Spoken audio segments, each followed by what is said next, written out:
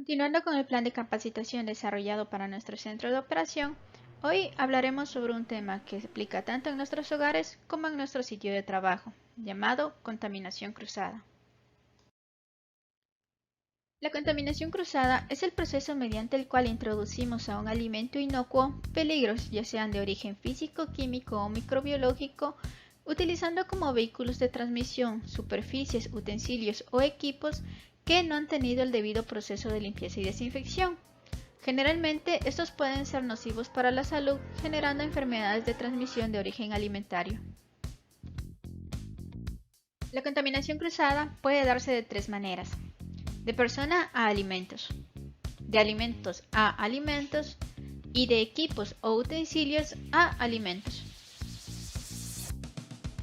La primera, de persona a alimento, se conoce también como contaminación indirecta y se da cuando un manipulador toma con sus manos un alimento crudo o sin desinfectar, o toca una superficie o equipo o utensilio contaminado, no se lava las manos y posteriormente toca un alimento que ya se encuentra cocido o listo para su consumo. La segunda, de alimentos a alimentos, se conoce como contaminación directa y se da cuando un alimento crudo o sin desinfectar, que generalmente contiene bacterias, se pone en contacto directo con un alimento que ya se encuentra cocinado o listo para ser consumido. La tercera, de superficies, equipos o utensilios a alimentos. Se conoce como contaminación indirecta y se da cuando una superficie, equipo o utensilios se pone en contacto con un alimento crudo. No se lavan ni se desinfectan estas superficies y posteriormente se manipula sobre estas alimentos que ya se encuentran cocinados o listos para ser consumidos. La contaminación cruzada puede evitarse siguiendo los siguientes pasos: separando los alimentos crudos de los cocinados, tanto al momento de la elaboración como en su almacenamiento. En las refrigeradoras se debe almacenar lo cocinado encima y lo crudo en las partes de abajo. De preferencia, si se almacenan productos cárnicos, estos deben estar en envases herméticos. Si se tiene algún alimento en descongelación, siempre se debe colocar debajo de este otro recipiente o envase a fin que evite que el agua de la descongelación caiga sobre otros alimentos. Lavándose las manos constantemente con agua y con jabón y asegurándose de que las superficies, equipos o utensilios a utilizar se encuentren limpios y desinfectados. Ahora que ya tenemos claros algunos contextos sobre contaminación cruzada, vamos a ver cómo esto se aplica o cómo podemos hacer para evitarla en nuestro proceso productivo. A nivel general de proceso tenemos las siguientes medidas para evitar la contaminación cruzada.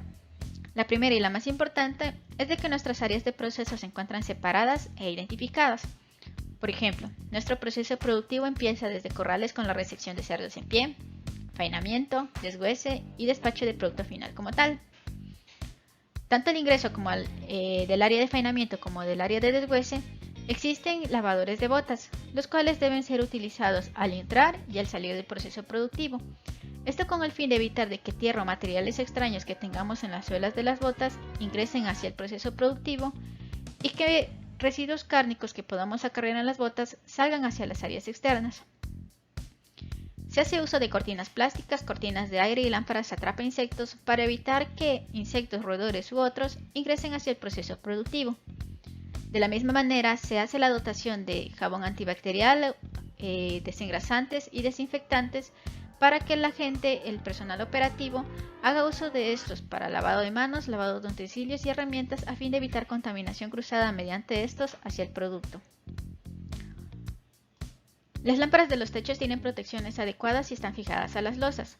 De las mismas maneras, las áreas donde se hace uso de ventanas de vidrio, estas ventanas tienen una cubierta, una película protectora, a fin de que si se llegara a generar una ruptura del vidrio, el vidrio no se desprende y caiga como un material extraño, sino que cae pero queda pegado en la lámina de protección.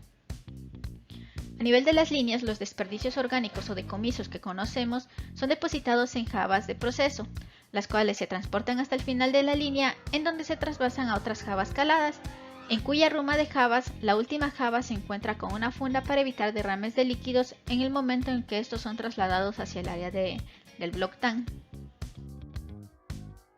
La basura que se genera durante el proceso de manera diaria, ya sean fundas, guantes, grapas dañadas u otros, se depositan en fundas que se encuentran colocadas en una estructura de acero inoxidable y se eliminan de manera diaria.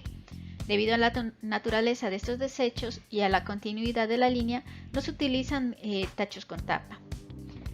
De igual forma existe un esquema para el uso de jabas. Por ejemplo, sabemos que las jabas rojas son las únicas jabas que pueden tener contacto con el piso y que no deben llevar producto. Existen jabas de caladas actualmente, por ejemplo, de colores azules, de colores verdes, que son para el uso de producto terminado o con funda o algún tipo de empaque.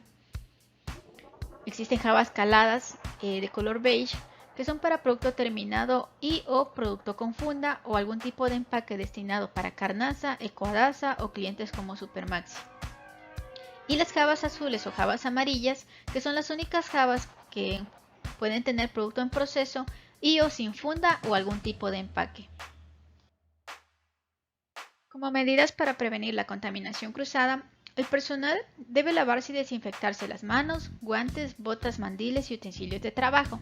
Actividades que tienen que hacer al ingresar y reingresar a proceso, después del uso de los sanitarios, después de manipular objetos y superficies contaminadas y siempre que se sospeche una posible fuente de contaminación. El personal de desguace, tanto al ingreso como a la salida del proceso, debe hacer uso de las máquinas lavadoras de botas. Para el personal que debe ingresar al área de faenamiento, este debe hacer uso del pediluvio móvil al ingreso y a la salida debe pasar por la máquina lavadora de botas. Las superficies de trabajo deben estar limpias y desinfectadas antes de iniciar el proceso productivo. De la misma manera, el personal debe hacer limpieza de sus utensilios de trabajo, lavar y desinfectar antes de llevarlas a las líneas. Los guantes dañados o que presentan rupturas deben cambiarse. Y al finalizar el proceso, los guantes mandiles deben desecharse y los utensilios deben devolverse al pañol, lavados y desinfectados. Como flujos de trabajo, cuando circulamos del área blanca al área gris o faenamiento, no podemos retornar al área blanca sin antes habernos tomado un baño y cambiado de uniforme. La materia prima y el material de empaque también tienen su flujo de trabajo. Y el personal debe utilizar uniformes de acuerdo a la siguiente esquematización. Por ejemplo, bienestar animal lo hace de color verde, faenamiento y rendering lo hace de color gris. El área de mantenimiento se caracteriza por el uso de uniforme azul y lo que es desguace, lavado de jabas, calidad, bodega, despacho, se viste de color celeste. Dentro de la parte de materiales, los utensilios de limpieza, equipos y materiales no pueden ingresar al proceso sin lavarse.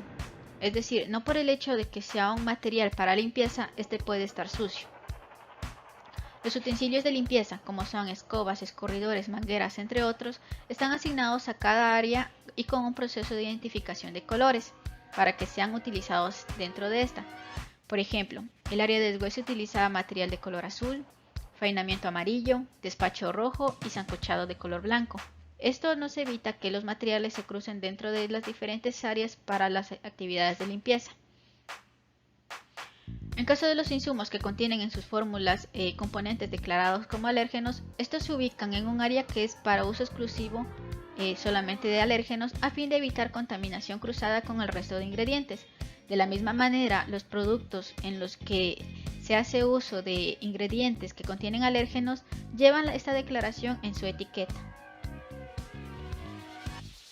Por último y no menos importante, las visitas también deben cumplir con algunas actividades para no convertirse en una fuente de contaminación cruzada.